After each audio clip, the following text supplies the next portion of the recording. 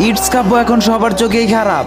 তার চ্যানেলের 1800 video delete করে কেন আবার ব্যাগ আনলো, তার জন্য সবার চোখে বেইমান হয়ে গেছে, তাই না?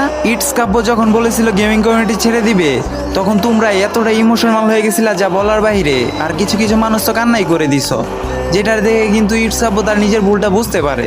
তারপর কিন্তু সে গেমিং কমিউনিটিতে ব্যাক করার চেষ্টা করে, আর যে ভিডিওগুলো ডিলিট করছে সেগুলো আনার চেষ্টা করে। দিন শেষে যখন ভিডিওগুলো আনতে সফল হয়, তখন তোমরাই বেইমান, হ্যান ত্যান, ভিউ ব্যবসায়ী, আর কত কিছু। আর কিছু কিছু নতুন কন্টেন্ট ক্রিয়েটর তো তার গায়ের রং নিয়ে কথা বলে ভাই, যেটা দেখে আমার নিজেরই অনেক খারাপ লাগছে। তো আমি তো সাধারণ পাবলিক, আমার নিজেরই অনেক খারাপ লাগছে। তাহলে ইটস কাব্য ভাইয়ের কেমন লাগছে তোমরাই বলো।